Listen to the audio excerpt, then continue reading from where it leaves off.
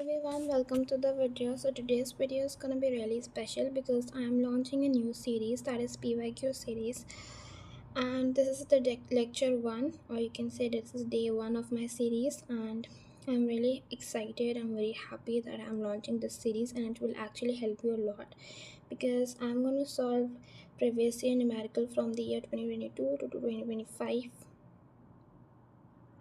I'm so sorry. I'm gonna solve. क्या हो रहा है मेरे साथ? I'm so sorry.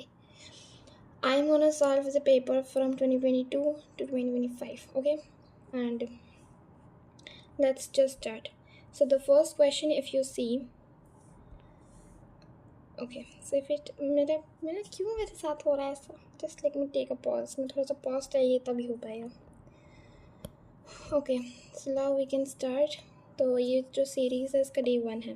So let me tell you one thing. Already ये वाले क्वेश्चंस करा चुकी हूँ मैं, स्टिल मैं फिर से करा रही हूँ ताकि शुरुआत से शुरुआत करते हैं. Okay, so what is discrete random variable, हमें ये बताना है. And if x and I, okay, हमें बताना है कि ओके यहाँ पर देखो, आप यहाँ पर बोल रहे हैं what is discrete random variable, and we will read the next of the part later. पहले ये वाला सॉल्व कर लेते हैं.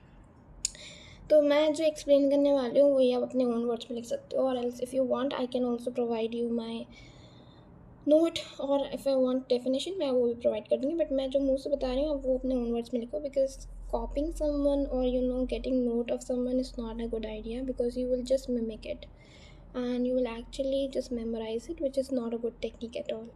So discrete random variable के बारे में बात कर लेते हैं. So हमें डिफाइन करना है. So basically random variable क्या होता है? Random variable is an event and which describes कि क्या इवेंट हो रहा है. ठीक है. एंड डिस्क्रीट रैंडम वेरिएबल होता है कि क्या आपके जो रैंडम वेरिएबल है वो काउंटेबल है. ऑफ कोर्स काउंटेबल होगा अगर इवेंट हुआ तो. ठीक है, अगर ऐसा इवेंट लिया जो काउंटेबल होगा तो वो डिस्क्रीट रैंडम वेरिएबल हुआ. बट एक होता है कंटिन्यूस, जिसमें लाइक कंटिन्यूस होता है, इसमें कोई भी काउंटेबल नहीं होता. तो let's take an example of a coin. अगर मैं कॉइन को टॉस करती हूँ, so if you see a coin, तो अगर मैं इसको टॉस करती हूँ तो एक हेड आएगा या फिर एक टेल आएगा, राइट. तो ये इवेंट जो है एक हेड या फिर tail. I am so sorry, मैंने हेड क्यों लिख दिया दो बार. ओके, तो अगर मैं यहाँ पर टेल, मतलब मेरे साथ कुछ भी हो रहा है आज, पता नहीं कहाँ, मतलब आई एक्चुअली डोंट नो.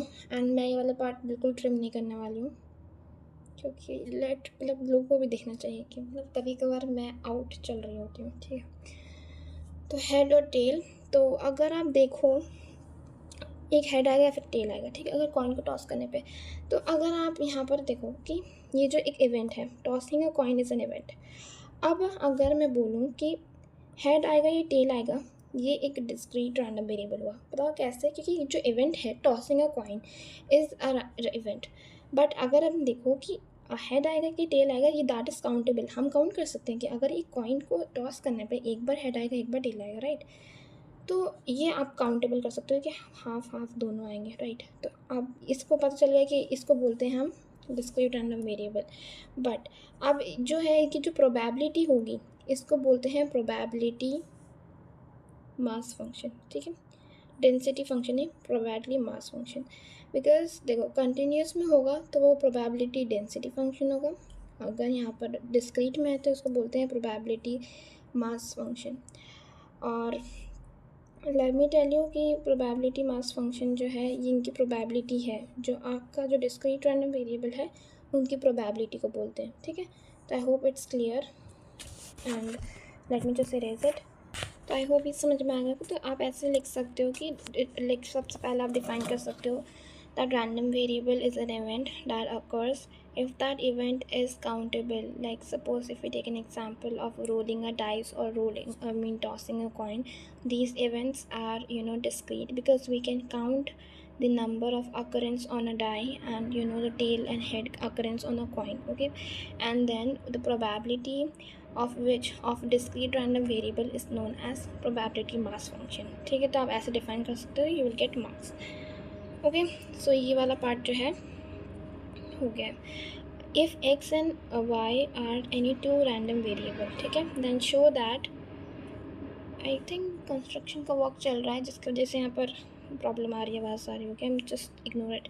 ठीक है, तो अब वो ये बोल रहा है कि ई एक्स मतलब एक्स और वाई एक रैंडम वेरिएबल है। ठीक है, हमें ये शो करना है कि probability of x E x. ठीक है, तो हमें ये शो करना है।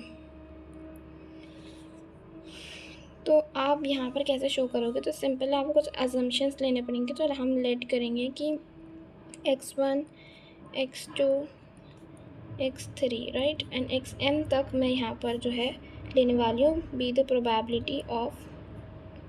ठीक है, इसको प्रोबेबिलिटी लेट कर लेंगे ऑफ x। ठीक है, और अगर आप चाहो तो p1 p2 p3 pn तक। ठीक है, बट अब यहाँ पर हम लेने वाले हैं कि लेट y1 y2 y3। ठीक है, yn तक जो होने वाला है, सॉरी 8 क्यों लिख दिया, okay, be the probability of y। ठीक है, तो अब आपको यहाँ पर क्या करना है, आपको ये प्रूफ करना है ये वाला स्टेटमेंट राइट। ये जो स्टेटमेंट है if you see this one, तो सिंपल है। हम यहाँ पर इसको लेंगे summation, sorry summation i is equal to m। ठीक है, 1 से स्टार्ट करेंगे m तक जाएंगे, और summation j is equal to 1 से जाएंगे और n तक जाएंगे। ठीक है, एंड p i j।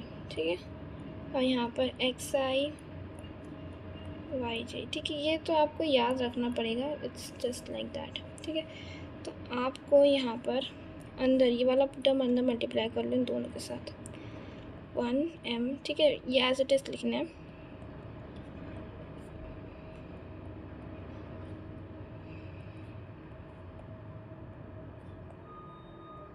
ठीक है, तो अब हम इनके अंदर मतलब ये इसके साथ मल्टीप्लाई होगा, ये दोनों मतलब ये दोनों जो टर्म हैं इंडिविजुअली दोनों जाके एक साथ मल्टीप्लाई होंगे अंदर। ठीक है, थोड़ा सा ये याद रख लेना, मतलब ज़्यादा डिफ़िकल्ट नहीं है। एंड अब देखो, अब ये वाला जो मल्टीप्लाई करोगे ना, ये वाला टर्म इधर, तो पहले जे रखना। ठीक है, मैं बताती हूँ, पहले जे रखो फिर एम रखना, मतलब आई रखना, एंड पी आई। अब अगर आप देखो यहाँ पर i इज़ इक्वल टू 1 है, बहुत ज़्यादा ही शोर आ रहा है। तो यहाँ पर j इज़ इक्वल टू 1 है, तो यहाँ पर हम g की वैल्यू यहाँ पर 1 रख देंगे, तो ये पी आई हो जाएगा। ठीक है, तो पी आई के लिए हम ऐसा रख लेंगे, एंड ये पी आई एक्स आई। ठीक है, अब यहाँ पर इस सिमिलरली विद दिस वन, यहाँ j इज़ इक्वल टू 1 है, सॉरी यहाँ पर आप देख सकते हो कि यहाँ पर i इज़ इक्वल टू 1, तो यहाँ पर i की जगह 1 रख देंगे, तो ये हो जाएगा summation j is equal to 1 n p j y j। Okay, तो अब ये जो टर्म्स होते हैं ना, इनकी जो वैल्यू होती है वो होती है, ये मैं बताती हूँ, ई एक्स और ये होता है ई वाई। ठीक है, तो ये आपने प्रूफ कर लिया है, और आप देखो अब इसको लेके ही चले थे कि एक्स और वाई जो है साथ में है।